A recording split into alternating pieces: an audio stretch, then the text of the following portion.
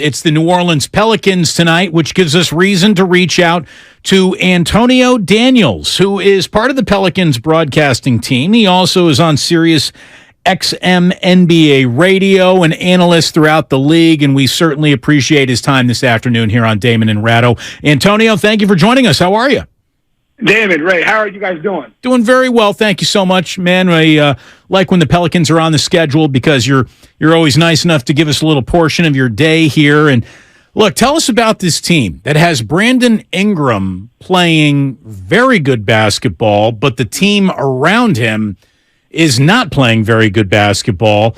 Tell us a little bit about Ingram's progress, if Zion will be seen again, and what kind of team is rolling into Chase Center tonight? Well, I think you have a team that's coming off a really good win. And as you know, young teams feed off both good and bad things. So when this team was going through that 10-game losing streak, when there was no Brandon Ingram, there was no Zion Williamson, that really, I felt like, hit the confidence of this team. And right now they're in the process of trying to climb out of that. You know, having VI sidelined for 2 months, having Zion now sidelined for 2 months. When you take your two best players out of the equation for any NBA basketball team, it's tough to win.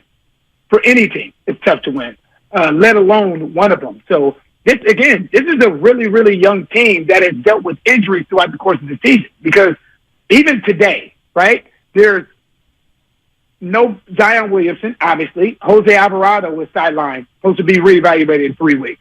Larry Nance is sidelined for the next couple of weeks.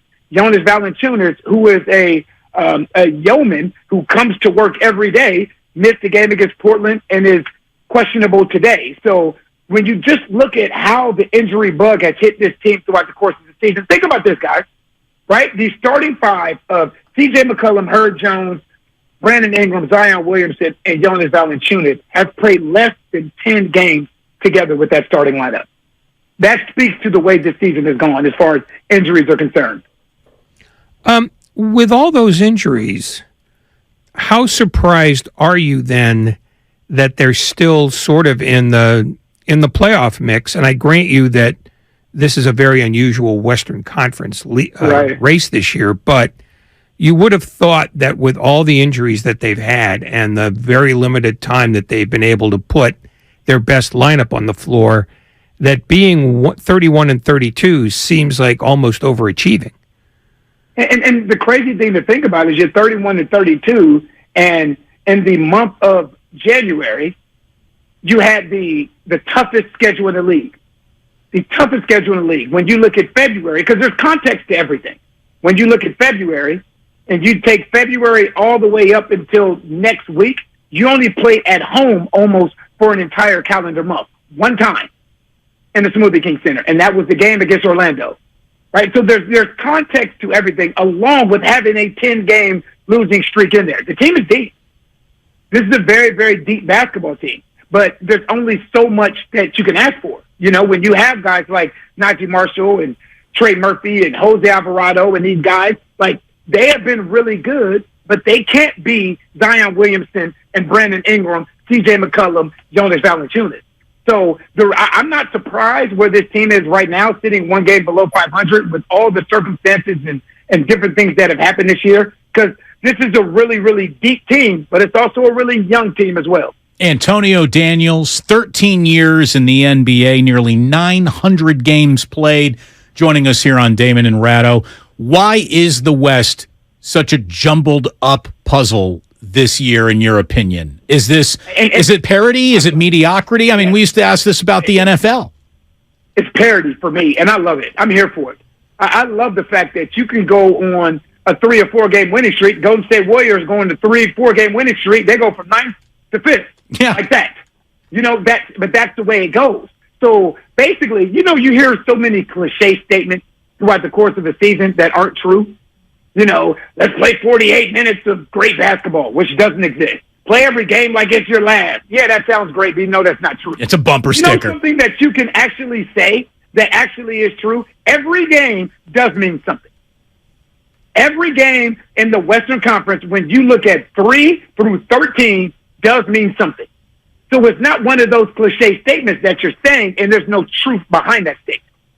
So every game on a night-to-night basis. So you can scoreboard watch, but you're not scoreboard watching one or two teams. You are legitimately scoreboard watching 9 teams in the Western Conference.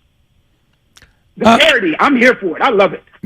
The Warriors have now won 4 in a row at home against sort of average or struggling teams, and they played superb defense in all 4 of them. Is that enough of a sample size in your mind as a former player and a longtime analyst to say, they've solved that problem? Or do you need to see it over a longer period of time, and do you need to see it on the road? There you go. That's what I was going to say. I don't need to see it over a longer period of time. I need to see it on the road.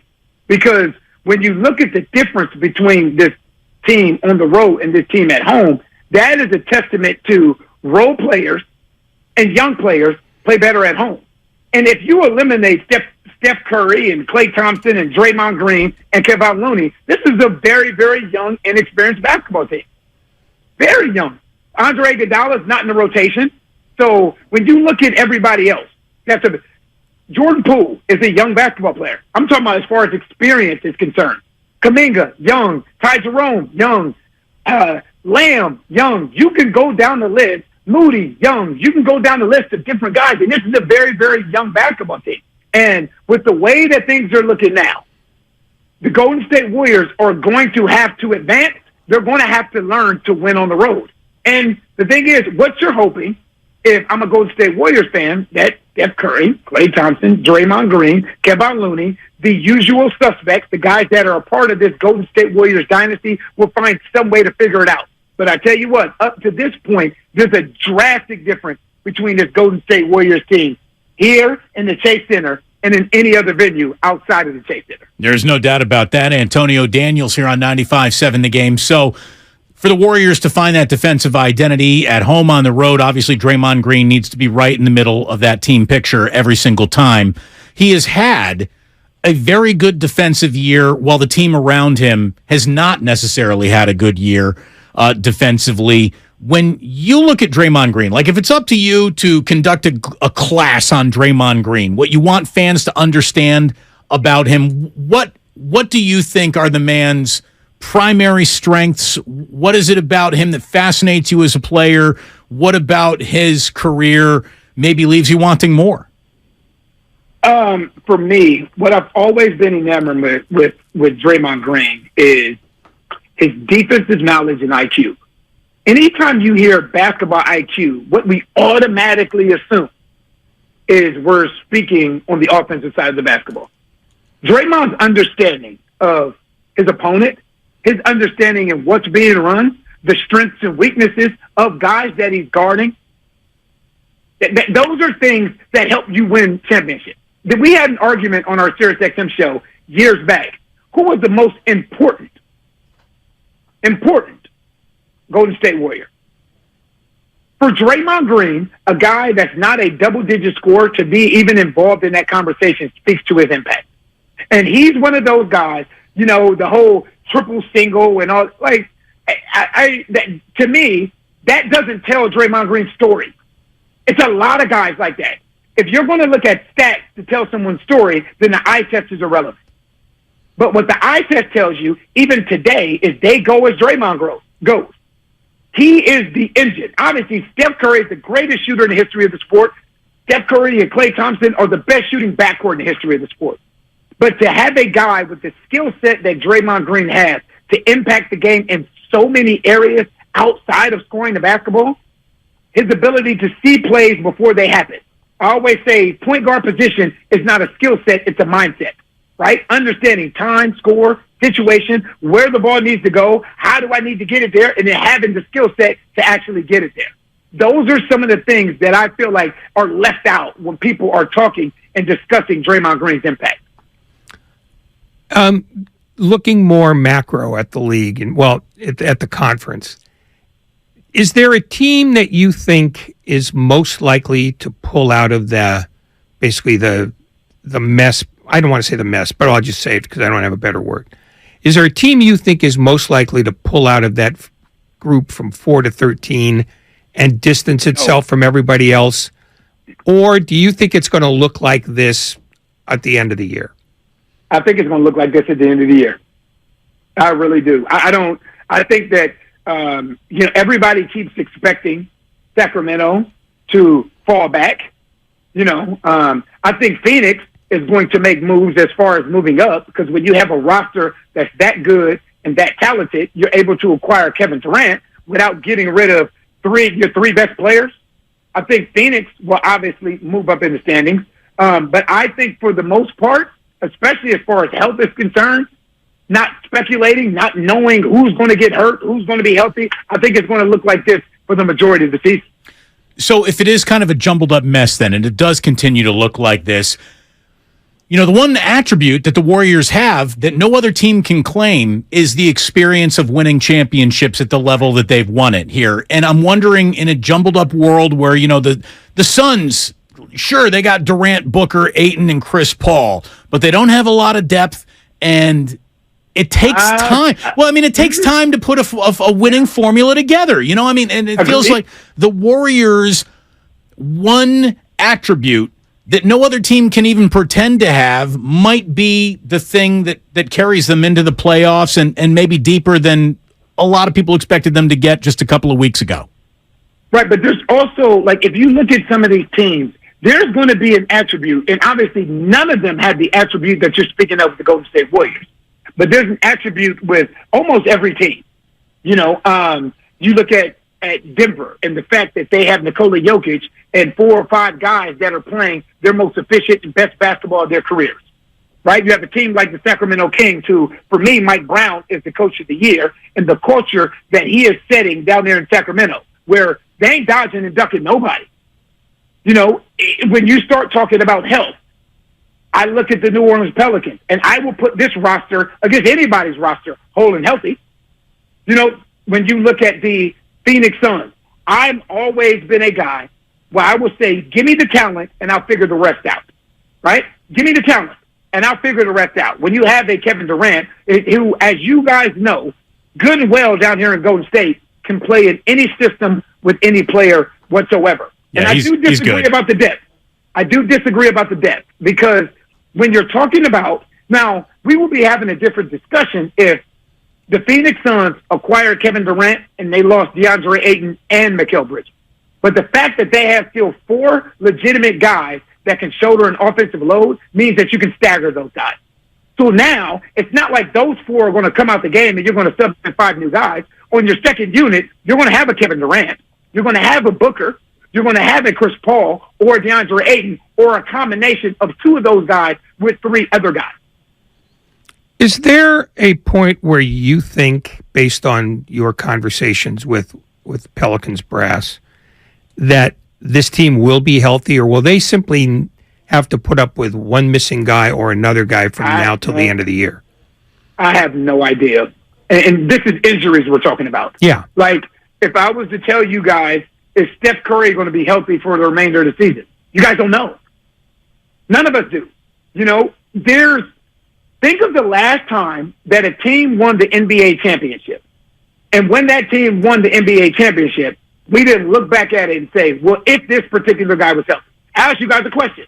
If Kevin Durant and Klay Thompson didn't get injured, do you think Toronto would have won that championship? No. Me neither. If Chris Middleton last year was healthy for the Boston Celtics, for the Milwaukee Bucks, you think they would have beat the Boston Celtics? Maybe. I think they would have. Point being, injuries are a part of the game that we cannot control. It sucks when it's your best. Well, it sucks, period. But when it's your top guy that your organization is being built around, that makes it worse and harder to actually be successful.